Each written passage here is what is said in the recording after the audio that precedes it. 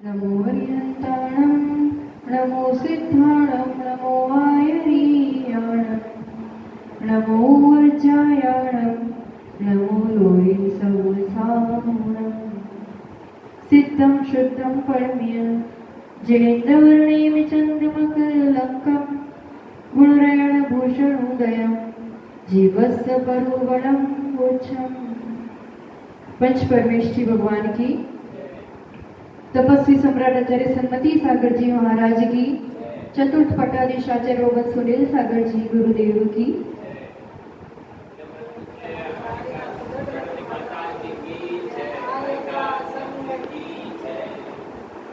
एक बार एक व्यक्ति सोने के बिस्कुट वगैरह लेकर के हवाई जहाज से अपने स्थान पर जा रहा था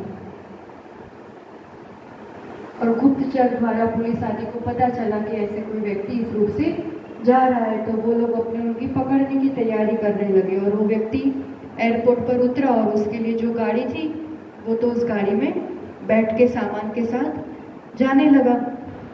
तो फिर उसको किसी रूप से थोड़ा आभास हुआ कि शायद कुछ तो जाल चल रहा है मुझे पकड़ने के लिए, इसलिए उसने बीच रास्ते गाड़ी रुकवा ली और वो उतर गया गाड़ी में। सामान भी वही, गाड़ी भी वही, उतर गया और इधर की एक तरफ घूमने चला गया, जैसे कोई गार्डन की तरफ। वो तो वहाँ घूमने लगा।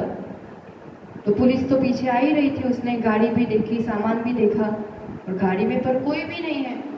तो अब सामान तो पकड़ में आ गया, पर व्यक्ति कैसे पकड़ में आए, कहाँ आए? तो जो भी आता जाता पुलिस नजर लगने लगी कि कौन आ रहा है इसके पास, सबको पूछने लगे कि भाई किसकी गाड़ी है, किसकी गाड़ी है। तो इधर उधर देखा तो व्यक्ति भी घूमता हुआ दिखा, तो उससे पूछा किसकी गाड़ी है, आपकी गाड़ी है? तो समझ गया था, इसलिए उसने तुरंत कह दिया नहीं मेरा कुछ भी नहीं है, मेरी गाड़ी नहीं, मेरा सामान नहीं, कुछ नहीं है मेरा, मैं तो यहाँ ऐसे ही घूमने आया था। तो वो बच गया।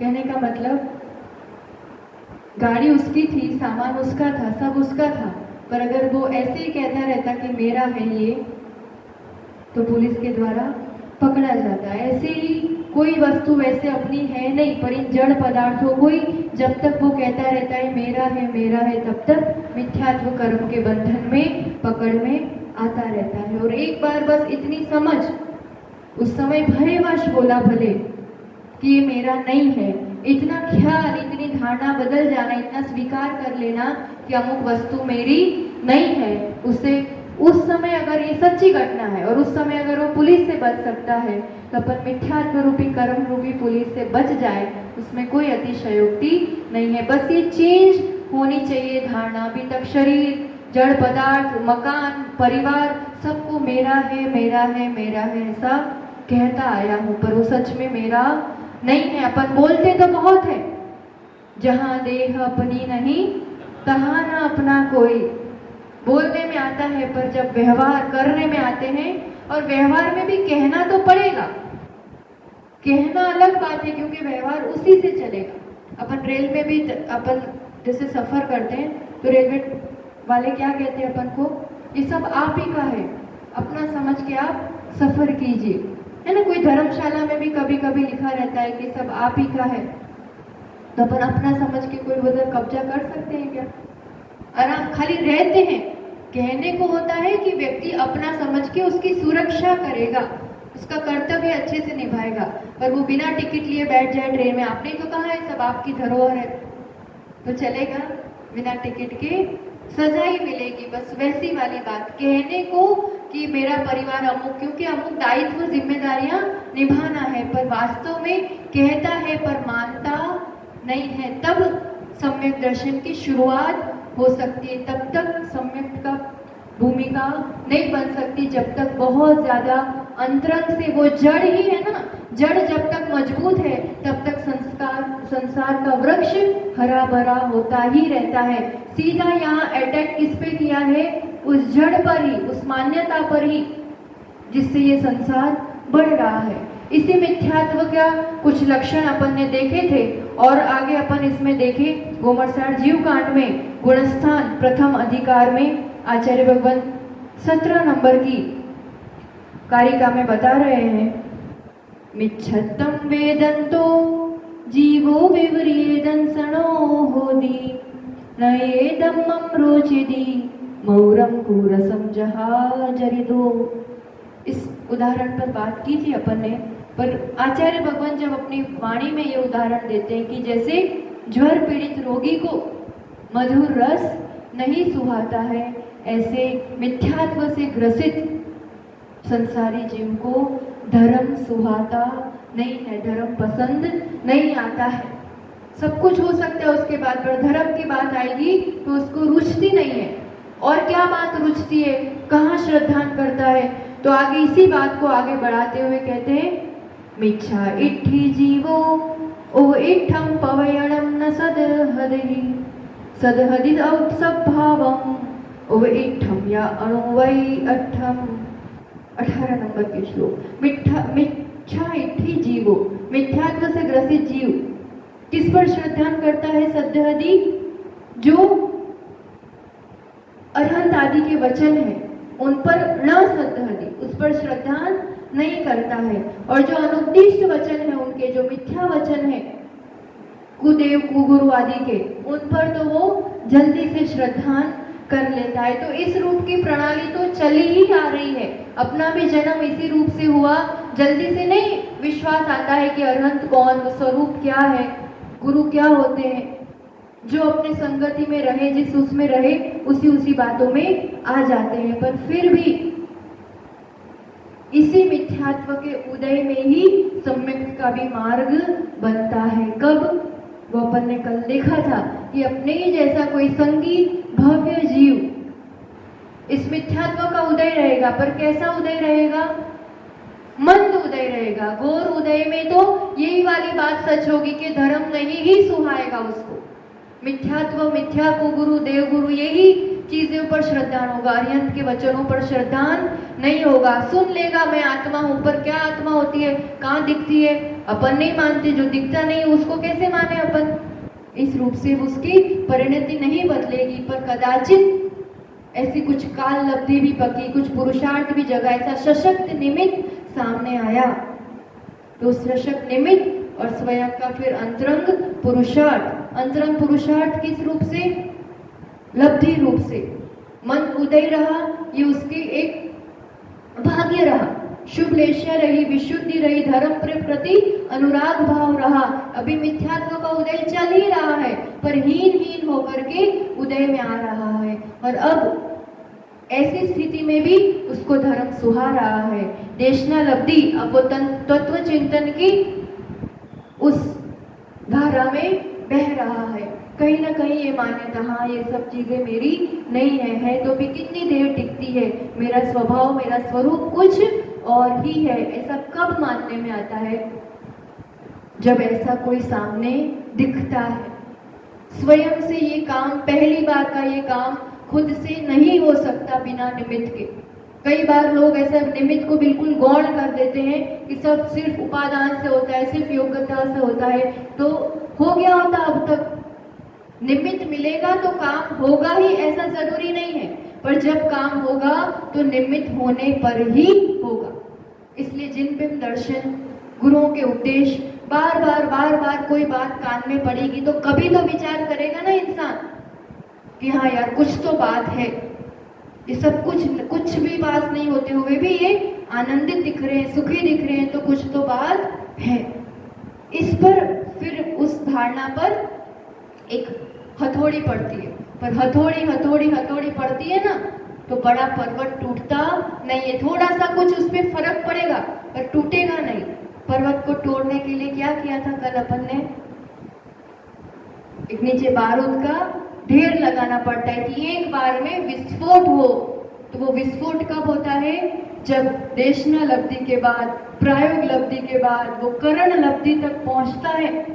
और करण लब्धि में अधकरण, बोलो, और अपूर्वकरण, अनिवृत्तिकरण, उसके अंत समय में ही वो विस्फोट होता है कि फिर मिथ्यात्व के टुकड़े टुकड़े हो जाते हैं। और कुछ समय ऐसा आता है, इसलिए बार कह रहे हैं कि इस जीव के अपने परिणामों के बल पर ही जो मिथ्यात्व उदय में आना था, उसके उदय का अभाव कर दिया। नहीं आने दिया, मतलब विशुद्धि का पावर कितना ज्यादा होगा कि सर्वघाती मिथ्यात्व कर्म अपना बल नहीं दिखा सका, अपना जोर नहीं दिखा सका। यानी स्वभाव में ही शक्ति है, क्योंकि ये मेरा अपना स्वभाव है, वो अपने स्वभाव में आ गया कि फिर जो विभाव है, जो मिथ्यात्व है, जो कर्म है, वो अपना बल नहीं दिखा सका। बस जरूरत है एक बार अपने स्वभाव की ओर सन्मुख होने की। तो वो घड़ी जब आती है अंतर मुहूर्त के लिए, तो उतनी देर के लिए अनिवृत्तिकरण में ऐसी व्यवस्था बना देता है कि मिथ्यात्व जो सत्ता में पड़ा है और उदय में भी आ रहा है, तो उदय के आने वाले में कुछ ऐसे बीच का ऐसा मार्ग बना देता है कि वो निषेक जो है वो ऊपर या नीचे हो जाते हैं और अंतर मुहूर्त का समय बिल्कुल ब्लैंक हो जाता है, खाली हो जाता है। उस समय उदय आने लायक एक भी निषेक नहीं रहता है। तो एक एक समय में उदय आता गया। अब यह निवृत्तिकरण का अंतिम समय चल रहा है, मिथ्यात्व का ये निषेक उदय में आया और अब नेक्स्ट समय में क्या हो गया, उस जीव को ये जो अवस्था प्राप्त होगी इसको कहते हैं प्रथमोपशम सम्यक दर्शन। क्या कहेंगे? ठीक, प्रथमोपशम, उपशम सम्यक दर्शन है ना। उपशम, किसका उपशम हुआ तो सम्यक दर्शन प्राप्त हुआ? मिथ्यात्व, मिथ्यात्व और अनंतानुबंधी क्रोध मान माया लोभ, पांचों प्रकृतियों को लेना पड़ेगा। ये दोनों दोस्त हैं आपस में और ये दोनों का उपशम होगा तभी, पांचों प्रकृति के उपशम से ही सम्यक दर्शन होता है। जब तक अनंतानुबंधी है तब तक भी जीव को सम्यक दर्शन नहीं होता है। पर प्रधानता इसकी कही जाती है क्योंकि मिथ्यात्व का वो साथी है। अब 4-5 साथी हो तो एक लीडर होता है ना, और बहुत मस्ती कर रहे हो सब, ठीक है ना। तो एक बड़े वाले को अपन चुप बैठा दे, नहीं चुप बैठ, तो बाकी 4 अपने आप चुप बैठ जाएंगे, फिर वो मस्ती नहीं करेंगे। वैसे मिथ्यात्व को चुप बिठा दिया, उसका उपशम किया, तो उसके साथ अनंतानुबंधी का अपने आप उसी समय उपशम हो जाता है। तो अनंतानुबंधी क्रोध, मान, माया, लोभ, उसकी भी अपनी निषेक रचना होगी, उसकी भी अपनी सत्ता है, तो उसमें भी चारों में ये काम होगा उसी समय। जैसे यहाँ पर उसकी भी निषेक रचना होगी तो इस समय वो भी ब्लैंक हो जाएगा। ये मान लो अनंतानुबंधी क्रोध है ना, सेम समय में उसका भी उपशम हो रहा है, क्रोध का, मान का, माया का, किसका? अनंतानुबंधी। तो पांचों जो सत्ता में पड़े हैं, है ना, पांचों का एक साथ उपशम होता है। तो प्रथम उपशम सम्यक दर्शन की परिभाषा कैसे लिखेंगे? मिथ्यात्व, क्रोध, मान, माया, लोभ, 5 प्रकृतियों के उपशम से जो सम्यक दर्शन होता है वो उपशम सम्यक दर्शन कहलाता है। किसको होता है? मिथ्या दृष्टि जीव को। और यहाँ पहली बार हो रहा है तो अनादि मिथ्या दृष्टि जीव को, है ना। अनादि से मिथ्यात्व था, अब तक बिल्कुल भी एक भी बार सम्यक दर्शन नहीं हुआ था। तो अनादि मिथ्या दृष्टि जीव जब ये पुरुषार्थ करता है, वो भव्य जीव संगी पंचेंद्रिय अवस्था में सामने ऐसे सशक्त निमित्त पर, तो उसको पहली बार वो स्वाद, वो अनुभव, वो आत्म साक्षात्कार होता है। कितनी देर के लिए? तो ये इतनी बात ध्यान आ गई ना, 5 प्रकृति, मिथ्यात्व, अनंतानुबंधी क्रोध, मान, माया, लोभ, 5 प्रकृतियों के उपशम से, उपशम से मतलब उदय के अभाव से निर्मल सम्यक दर्शन होता है। बिल्कुल उदय में नहीं है, मतलब जैसे है ही नहीं, उतनी देर के लिए तो वैसा ही हो गया कि वो है ही नहीं है जैसे, ठीक। तो उस समय सम्यक दर्शन जो उस जीव को हुआ, अब उस समय काम क्या होता है? वो जीव अपने आप में क्या कर रहा है? वो तो एक अद्भुत अपूर्व आनंद में है।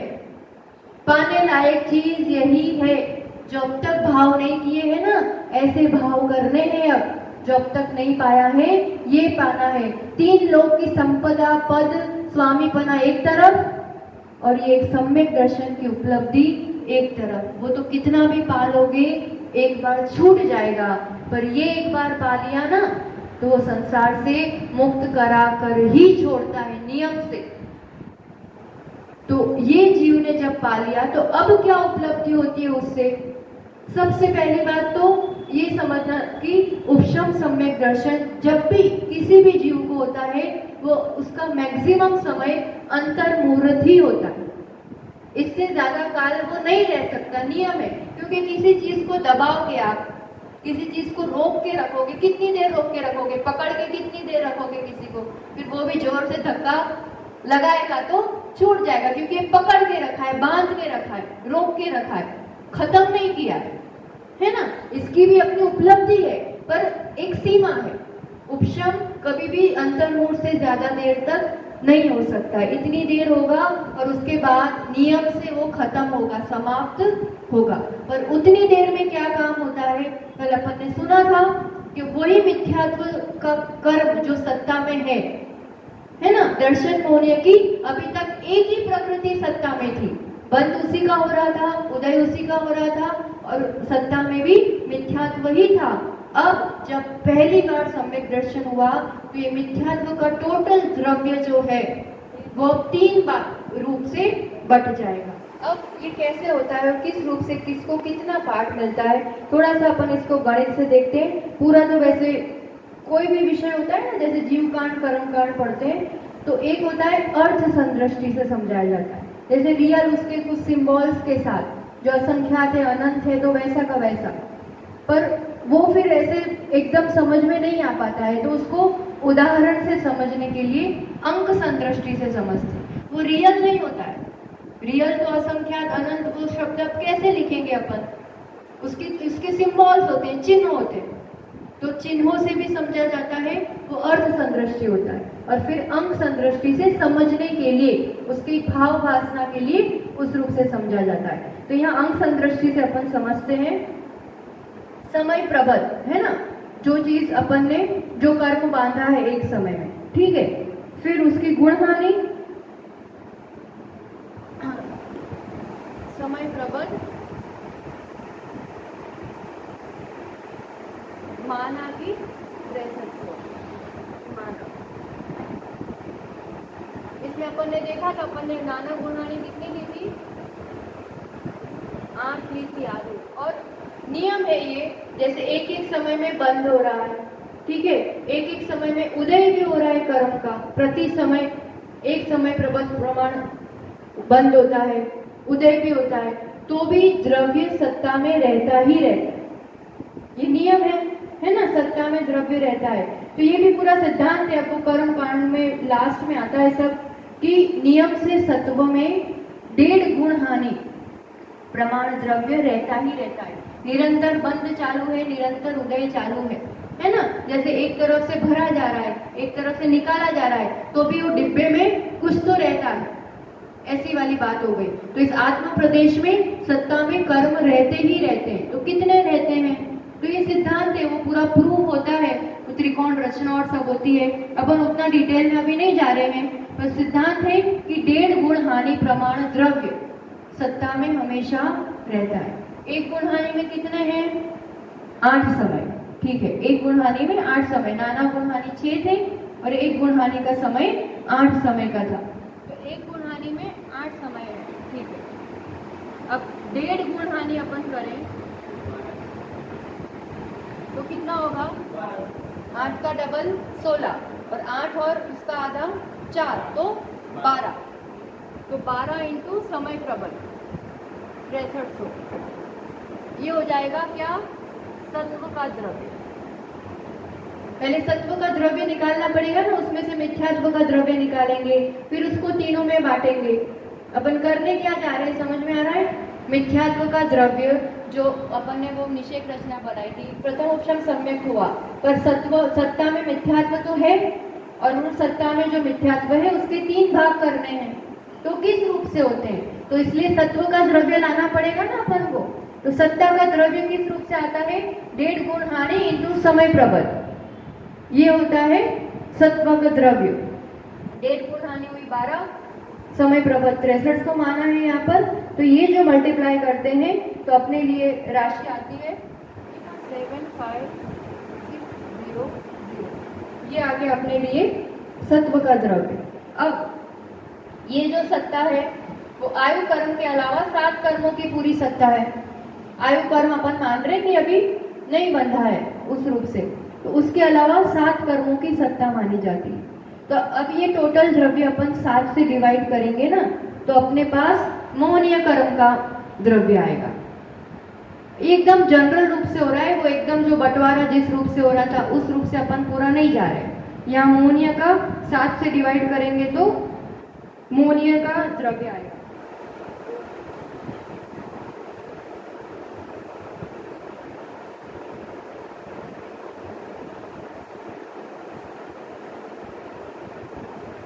आयु के बिना 7 कर्म लिए हैं इसलिए, तो ये करते हैं तो कितना आता है 1 0 1 0 0। ये किसका द्रव्य हो गया? मोहनीय का।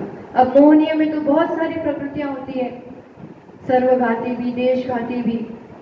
अब पूरा का पूरा मिथ्यात्व को थोड़ी मिलेगा, अनंतानुबंधी, अप्रत्यख्यान, प्रत्यख्यान सब में बंटने वाला है ना ये मोहनीय का द्रव्य। तो अब उस रूप से निकालना पड़ेगा। तो सबसे पहले मिथ्यात्व को तो सर्वघाती द्रव्य मिलता है, अपन ने देखा था। तो इसमें से मोहनीय में से 2 बंटवारे करने पड़ेंगे, सर्वघाती का और देशघाती का। तो सर्वघाती का इससे अनंतवा भाग जो द्रव्य उसको मिला है उसका अनंत से भाग करते हैं, तो 1 भाग मिलता है सर्वघाती को और बहुभाग मिलता है देशघाती को। इस जो सर्वघाती देशघाती समझा था तब अपन ने देखा था, जो मूल कर्म को जितना भाग मिलता है ना उसमें से हमेशा 1 भाग मिलता है सर्वघाती को। हाँ, प्रदेश, तो ये प्रदेश ही तो बांट रहे हैं ना। हाँ, तो सर्वघाती को 1 भाग मिलेगा, बहुभाग देशघाती को।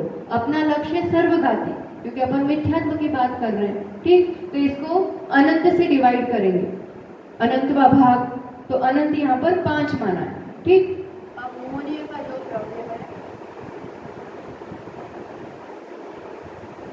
उसको डिवाइड किया अनंत से, तो 1 0 1 0 अनंत को यहाँ पर 1350, ये आता है किसका द्रव्य? सर्वघाती का, ठीक है। अब सर्वघाती द्रव्य तो एक तो मिथ्यात्व, फिर अनंतानुबंधी 4, अप्रत्यख्यान 4, प्रत्यख्यान 4। ये 12 कषाय भी सर्वघाती है, और संज्वलन है देशघाती पर उसको भी सर्वघाती द्रव्य मिलता है। तो 16 कषाय और ये मिथ्यात्व, यानी 17 जगह ये पूरा द्रव्य बांटना है सर्वघाती का। सिर्फ मिथ्यात्व को थोड़ी मिलता है ये द्रव्य, सभी में बांटेंगे। अभी इसको ध्यान आ रहा है विषय की नहीं आ रहा है? अपन को मिथ्यात्व के द्रव्य तक पहुंचना है, तो बंटवारा कैसे होता है? पहले तो सब कर्मों की सत्ता होगी, उस कर्मों में से पहले मोहनीय की सत्ता लानी पड़ेगी, मोहनीय में से फिर सर्वघाती का द्रव्य, और सर्वघाती में से फिर मिथ्यात्व को कितना मिलता है, तो पूरा सर्वघाती का द्रव्य। ये क्या आ गया अपने पास? सर्वघाती द्रव्य, ठीक है ना। अब ये द्रव्य कितनी जगह बढ़ता है? 16 कषाय और मिथ्यात्व 17 जगह बटेगा। तो अब इस द्रव्य को 17 से डिवाइड करना पड़ेगा, क्योंकि 9 कषायों को सर्वघाती द्रव्य नहीं मिलता है, उसको देशघाती द्रव्य ही मिलता है। ये मूल कषायों को ही सर्वघाती द्रव्य मिलता है। तो 17 में डिवाइड करेंगे तो ये आता है लगभग 80। फ्रैक्शन में वैल्यू आती है 79 समथिंग, ऐसा आता है, पर इसको अपन अप्रोक्सीमेट यहाँ पर 80 मान रहे हैं, ठीक है ना। तो ये मिथ्यात्व का द्रव्य हो गया। अब किस रूप से इसमें पूरा होगा? अब इस द्रव्य में एक गुण संक्रमण भाग है, क्योंकि एवरी मिनट इस रूप से द्रव्य दिया जाता है। अब ये लब्धि सार में उसमें बहुत डिटेल में आता है, एक समय का पूरा, इस समय में इतना, फिर इस समय में इतना। अपन इन जनरल समझ रहे हैं, तो गुण संक्रमण भागहार ये कहलाता है। संक्रमण के टाइप्स है, ये क्या हो रहा है इसमें द्रव्य? गुण संक्रमण क्यों लिया है? क्योंकि जो मेरा द्रव्य है वो चेंज हो रहा है ना, किसी प्रकृति रूप संक्रमण हो रहा है ना, समझ में? संक्रमण मतलब एक प्रकृति दूसरे रूप चेंज होती है, तो यहाँ चेंज हो रहा है। मिथ्यात्व सम्यक मिथ्यात्व रूप चेंज हो रहा है और सम्यक रूप चेंज हो रहा है, इसलिए संक्रमण हो रहा है। और गुण संक्रमण क्यों लिखा? क्योंकि गुणित रूप से एक एक उतना इतना नहीं, पहले इतना हुआ फिर उससे गुणित रूप से डबल होगा, ट्रिपल होगा, फास्ट काम होता है एकदम। इसलिए इसको गुण संक्रमण, किसी चीज से डिवाइड करेंगे ना, अब इसे इसका हिस्सा बनाएंगे, इतना हिस्सा इसको मिलेगा, इतना हिस्सा, तो हिस्से का आधार क्या है? गुण संक्रमण भागाहार। किसका भाग देते? इसका। तो यहाँ पर वो चीज मानी है अपन ने 4। तो अब 80 को, 80 क्या है? मिथ्यात्व का द्रव्य, ठीक है ना। तो 80 को अपन 4 से डिवाइड करेंगे, क्या आएगा? 20। ये क्या है? 1 भाग, ठीक है। तो इसका बहुभाग क्या होगा? 1 भाग 20 है, तो बहुभाग 7। बहुभाग जाएगा मिथ्यात्व। अब इसमें से 2 भाग होंगे और, तो इसको वापस उस भागाहार से डिवाइड करेंगे, तो क्या आएगा? 5। तो ये 5 मिला सम्यक को। सम्यक को सबसे कम मिलता है ना। और इसका बहुभाग क्या आएगा? 15। 15 किसको मिला? सम्यक मिथ्यात्व। कहने का मतलब पूरा मिथ्यात्व का द्रव्य है, उसमें से 1 भाग दिया जाता है सम्यक और सम्यक मिथ्यात्व को। बहुभाग तो पूरा मिथ्यात्व ही रहता है। उस पहाड़ में जैसे बारूद किया था ना, तो पूरा पहाड़ चूर चूर चूर नहीं हो जाता है, ऑलमोस्ट पहाड़ वैसा ही रहता है। कुछ छोटे टुकड़े होते हैं और कुछ चूरा होता है। तो चूरा तो थोड़ा ही होता है, तो वो सम्यक। जो थोड़े थोड़े टुकड़े हुए वो सम्यक मिथ्यात्व, और पहाड़ जो पूरा है वो मिथ्यात्व। तो उसी पहाड़ में से टुकड़े हुए ना, पर द्रव्य तो उसी में से बना, तो द्रव्य अभी पूरा मिथ्यात्व का ही है। उसका 1 भाग जाता है सम्यक मिथ्यात्व और सम्यक, उसमें से भी कम जाता है सम्यक को, उसका बहुभाग जाता है सम्यक मिथ्यात्व को, और पूरा बहुभाग जाता है मिथ्यात्व को। एक अंदाज के लिए कि किस रूप से बंटवारा होता है, इक्वल, कहीं भी लगेगा कि इक्वल इक्वल हो जाता है या किसको ज्यादा मिलता है, कम मिलता है, तो अंदाजित इस रूप से होता है। फिर प्रति समय जितना मिथ्यात्व के पास 60 बचा ना, तो वापस डिवाइड होगा, उसमें से 1 भाग वापस इन दोनों को जाएगा। ये तो एक समय में हुआ, अंतर्मुहूर्त समय तक यही काम चलते रहना है। अब मिथ्यात्व का जितना द्रव्य बचा, वापस इन दोनों को थोड़ा थोड़ा मिलेगा। फिर नेक्स्ट समय में जितना उसमें से बचा, उसमें से वापस, एट द एंड ऑफ अंतर्मुहूर्त के लास्ट तक फिर ये पूरा बंटवारा हो जाता है। पर कुल मिला के ज्यादा द्रव्य होता है मिथ्यात्व का, उससे कम होता है सम्यक मिथ्यात्व का, और उससे कम होता है सम्यक का। तो अब इसी द्रव्य में से क्या कर देते होंगे कि ये इस रूप से द्रव्य बन गया। अब इसको इतना बांटा तो ये नाम दिया। अब नाम दिया तो इस नाम से कोई सेव थोड़ी होता है, उसमें कंप्यूटर थोड़ी है कि ऐसे सेव हो जाएगा। तो हुआ क्या, उस उतने द्रव्य में क्या हुआ?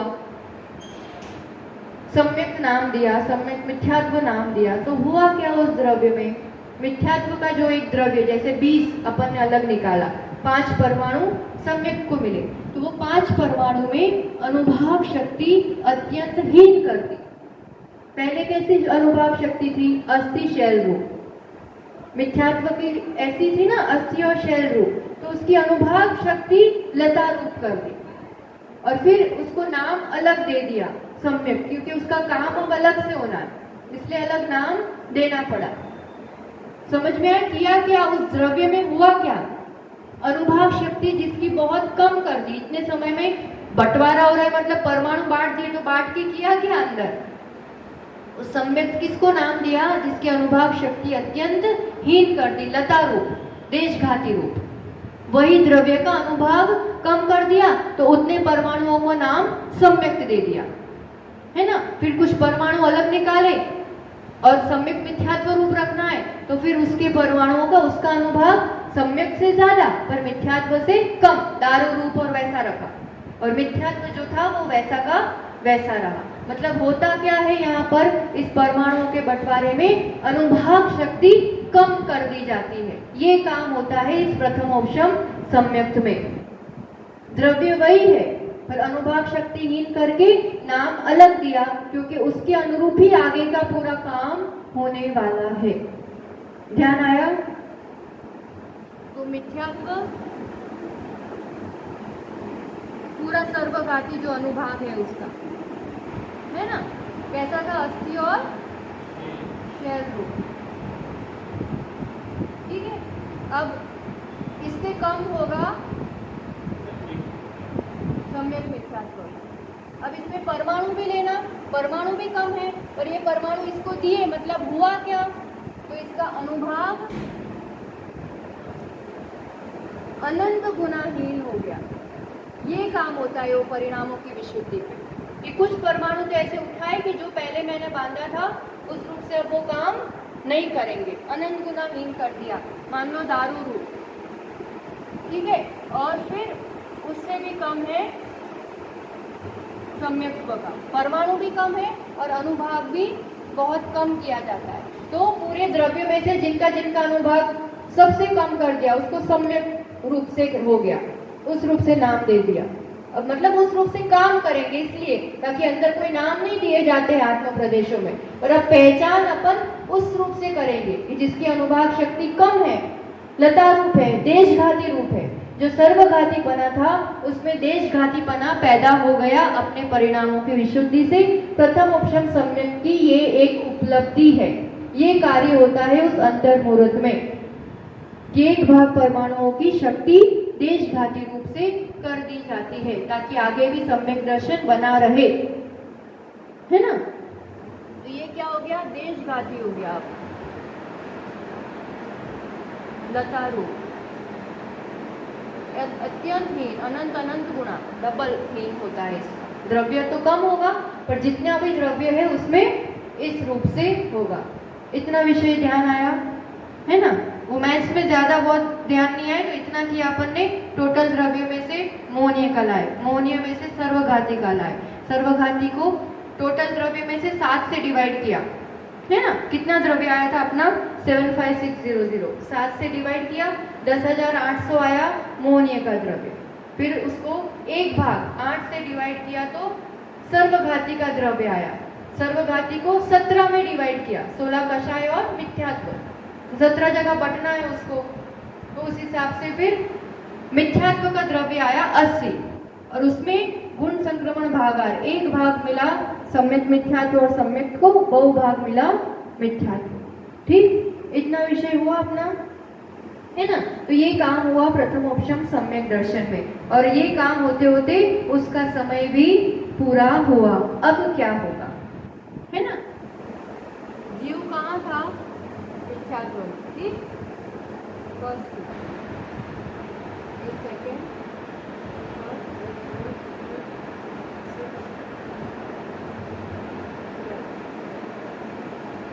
फर्स्ट से जीव कहाँ पहुंचा? सीधा प्रथमोपशम सम्यक जितने काल के लिए उसको है। कितने काल के लिए होता है? अंतर्मुहूर्त के लिए। उतने टाइम कहाँ रहेगा वो जीव? चौथे गुण स्थान। ठीक, तो पहले से सीधा कहाँ जाएगा जीव? चौथे में। कदाचित जीव सीधे 5वें में भी जा सकता है और सीधे 7वें में भी जा सकता है। प्राय करके कोई भी जीव इसी में जाएगा, चौथे में ही। 5वें 7वें में संयम की अपेक्षा जाता है। पर अभी अपन जो समझ रहे हैं कि कोई जीव चौथे में गया, क्योंकि साधारण रूप से अविरत समय देव या नारकी होगा तो चौथे में ही जाएगा। पशु भी प्राय करके चौथे में जाएगा। मनुष्य कोई मुनि या व्रती हो मिथ्या दृष्टि तो फिर सीधा छलांग लगाता है। वो विषय अपन देखेंगे बाद में। अभी आज अपन दूसरा गुणस्थान एक बार समझ लेते हैं, क्यों आज के समय में आज कुछ तो होना चाहिए। तो ये समय पूरा हो गया अब चौथे में अंतर्मुहूर्त में। ठीक, अब कहते हैं यहाँ पर कि इस अंतर्मुहूर्त में जो ये अपने पास गैप थी, ये मिथ्यात्व सत्ता में था, ये प्रथम उपशम का अंतर्मुहूर्त का समय था, और मिथ्यात्व और अनंतानुबंधी की 4 उपशम अवस्था में। अब कदाचित इस विशुद्धि में कुछ ऐसा कारण बने, कुछ ऐसी संक्लिष्टता उठे कि समय पूरा होने के पहले अनंतानुबंधी कषाय में से किसी एक का उदय आ जाए। मिथ्यात्व का उदय नहीं आ रहा है, पर वो साथ वाले गड़बड़ कर रहे हैं, उसको यूं कर रहे, यूं कर रहा, मस्ती करने लगा। सबको चुपचाप बिठा दिया था अपन ने थोड़ी देर के लिए, तो बड़ा तो समझ गया, पर वो छोटे वाला मस्ती करने लगा कि नहीं बहुत देर हो गई, अब बैठे बैठे चुप, अब नहीं बैठूंगा मैं चुप। है ना। तो वो मस्ती करने लगा तो अनंतानुबंधी क्रोध मान माया लोभ 4 में से कोई भी एक उदय में आ जाएगी। तो अब क्या हुआ, इसके कारण सम्यक दर्शन की विराधना हुई। सम्यक दर्शन बना रहेगा, पांचों का उपशम किया था तो सम्यक दर्शन था। अब अनंतानुबंधी के उदय हो जाएगा तो सम्यक दर्शन रहेगा नहीं रहेगा। तो क्या हुआ, सम्यक दर्शन की असाधना हुई, विराधना हुई। तो वो नीचे गिरता है, ऊपर से सीधा नीचे। तो वो जो नीचे गिरता है पर मिथ्यात्व में पहुंचा है, मिथ्यात्व का उदय नहीं आया है, मिथ्यात्व तक पहुंचा नहीं है और सम्यक दर्शन में है नहीं है।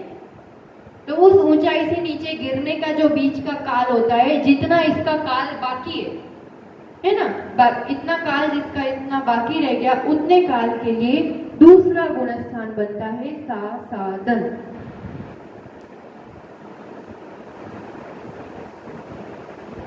सासादन शब्द कैसे बना, सम्यक की असाधना से जो होता है। और वो काल कितना है, या गाथा में भी बता रहे हैं, एक समय से लेकर के 6 आवली समय बचा होगा। आवली मतलब असंख्यात समय होते हैं एक आवली में, और यहाँ 6 आवली एक प्रमाण दे दिया।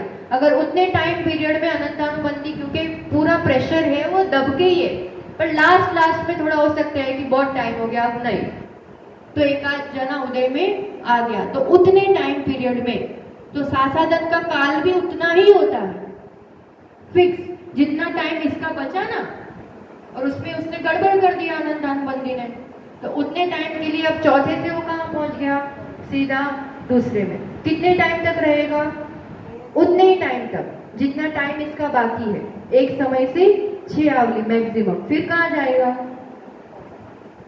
उसका टाइम भी पूरा हो जाएगा। तो नियम से वो मिथ्यात्व में ही जाएगा, नियम से नीचे ही गिरेगा, क्योंकि अनंतानुबंधी अपने फ्रेंड को बुला ही लेता है कि भाई चल तू, तो मिथ्यात्व उदय में आ जाता है। तो सबसे कम समय का काल जिसका होता है वो है सासादन। ये सबको हो जरूरी नहीं है, बहुत रेयर होता है, कदाचित ये अनंतानुबंधी मस्ती करे तो, बाकी उसका टाइम पूरा हो जाता है तो सासादन नहीं बनता है। अपन गाथा से देख करके आज की बात को विराम देंगे। 19 नंबर की कारिका, आदिम सम्मत अथा समयादो छावलित्तिवासे से अर्ण दरुदयादो नासिय सम्मूर्ति सासणखोसो। आदिम सम्मत अद्धा, आदिम यानी पहला, प्रथम उपशम सम्यक्त जो है, समयादो चावली, एक समय से लेकर के 6 आवली तक के समय में जो शेष रह जाता है उसका, किसका, प्रथम उपशम सम्यक में एक समय से लेकर के 6 आवली समय, इतना 6 आवली मैक्सिमम एक समय से लेकर के उतना टाइम शेष रहने पर अनन्नो दरुदयादो, अनंतानुबंधी में से किसी एक का उदय हो जाता है तो क्या होता है, नासीय सम्मूह, सम्यक का नाश होता है, विराधना होती है, असाधना होती है। उससे क्या होता है, सासणखो, सासादन गुणस्थान बनता है। ये गुणस्थान इसलिए हमने पहले ये समझाया था, क्योंकि पहले से दूसरा सीधा कभी नहीं बनता है, ये रिटर्न में ही बनता है, नीचे गिरते समय ही बनता है। तो पहले प्रथम उपशम सम्यक की भूमिका तो समझनी पड़ेगी, और उसमें कोई टाइम बचता है और अनंतानुबंधी का उदय आता है, तो इसलिए पहले अपन ने ये चीज समझी, और इसमें से गिरते समय अगर होता है तो सासादन बनता है। परिभाषा समझ में आई। प्रथमोपशम सम्यक के काल में एक समय से 6 आवली काल के बीच कदाचित अनंतानुबंधी की किसी एक कषाय का उदय हुआ तो सम्यक दर्शन का नाश हुआ, है ना। तो वो फिर सीधे उस विराधना के कारण नीचे जाता है, और वो जो गुणस्थान बनता है, इसको अलग से गुणस्थान क्यों लिया, क्योंकि मिथ्यात्व तो है नहीं, तो मिथ्यात्व में कैसे रखेंगे, और सम्यक दर्शन भी नहीं है, तो सम्यक दर्शन में भी कैसे रखेंगे। बीच का टाइम पीरियड है तो कोई एक स्थान तो देना पड़ेगा ना, कहीं तो बिठाना पड़ेगा उतने टाइम के लिए।